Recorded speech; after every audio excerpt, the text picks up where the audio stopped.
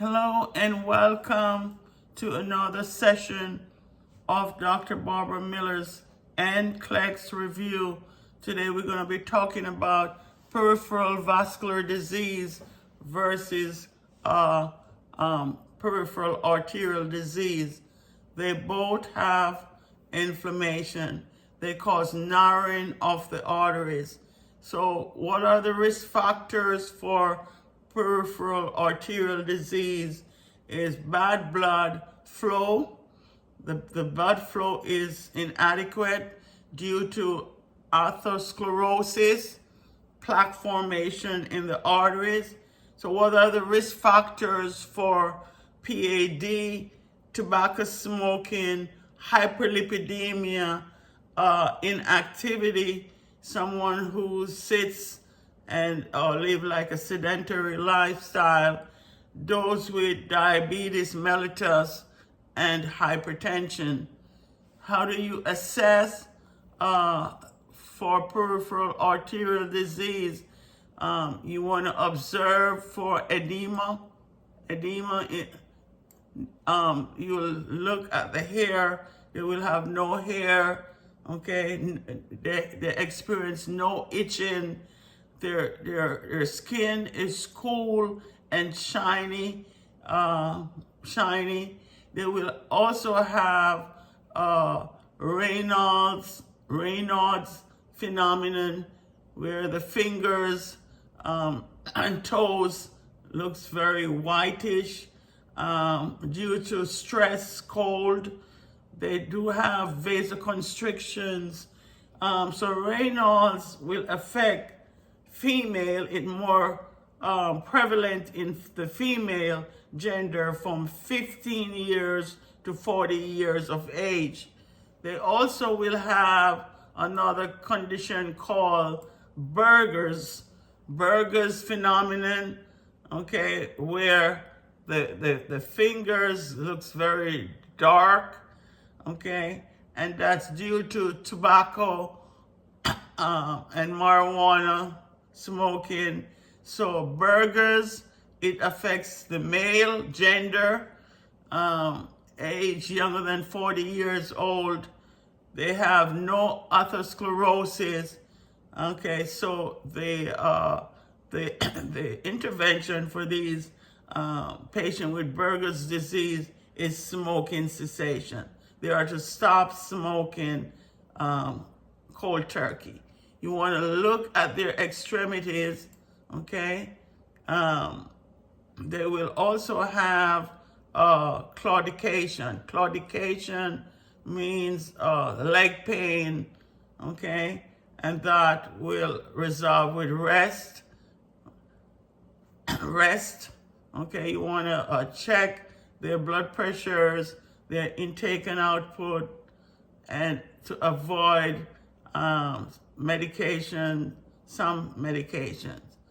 If you look at their stool, okay, their stool will be tarry stool. They will complain of headaches. They're cold and blue, painful extremities. Let's talk about peripheral vascular disease. Is bad blood return, okay, due to the Virchow's triad. What are the risk factors for peripheral vascular disease? Phlebitis, venous thrombosis. How do you assess? Okay, when you compare and contrast peripheral arterial disease versus peripheral vascular disease, remember, with peripheral arterial disease, no edema.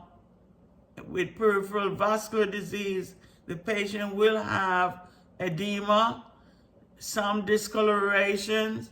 They will complain of itching skin. Their skin will be warm to the touch, okay? They will have ulcers with some drainage. How do you diagnose? The diagnostic test that they use is a Doppler, okay? They also will check the blood pressures they will do the D-dimer test, and that test will determine if there's any clot, okay? So the D-dimer measure how quick the clot breaks. So those things you want to check. Phlebitis will be red, and you are to instruct the patient to elevate the legs. Okay? So venous thrombosis, like deep vein, what is the prophylaxis? You want to get moving. You want to encourage the patient to take their anticoagulant as ordered. Okay? Superficial, the legs, the forearms should be greater than 25% chance of deep clot. As mentioned before, how to assess venous thrombosis. You want to check the blood. You want to check the intake and output. You want to avoid some medications. You want to contact the emergency services if the patient mental status changes. If you want to report tarry stool, headaches, cold blue, painful extremities. Those are the side effects of anticoagulants. Thank you for watching. Hope this short video on peripheral arterial disease and peripheral vascular disease be beneficial in your preparation for the State Board of Nursing examination. Please like, share, subscribe to the channel to help it grow. Thank you so much.